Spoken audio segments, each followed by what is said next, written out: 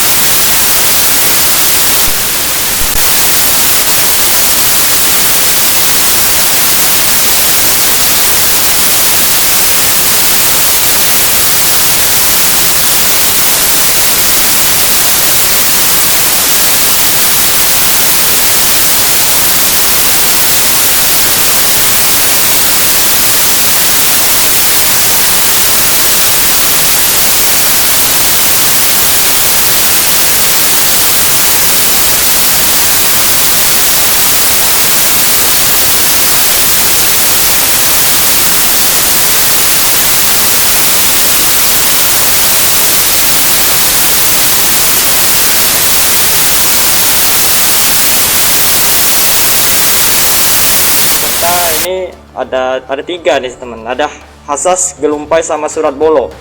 Jadi Hasas itu 1 sampai 3 itu tulisannya Hasas semua.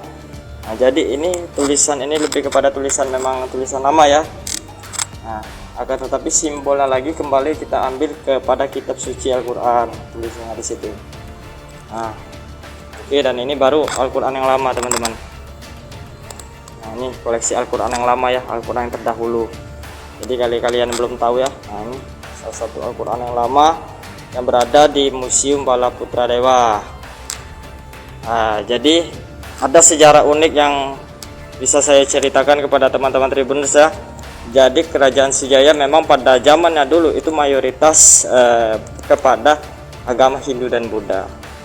Dan kenapa kerajaan Sriwijaya tiba-tiba menganut ke agama Islam? Nah jadi ceritanya, oke, ini saya jelaskan dulu terlebih dahulu ya teman-teman. Jadi ada beberapa kitab di sini. Nah, mungkin kalau misalkan yang orang tua mungkin lebih tahu ya untuk sejarah kerajaan Sriwijaya dulu pada zaman rajanya Salendra itu masih memegang teguh agama Hindu dan Buddha. Dan kemudian masuknya agama Islam itu oleh dari Kesultanan Palembang.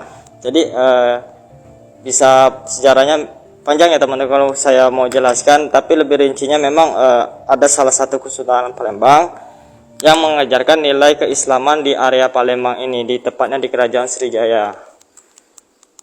Nah ini dulu ya teman-teman. Jadi aku menjelaskan terkait tentang zaman era Palembang POC Belanda dulu.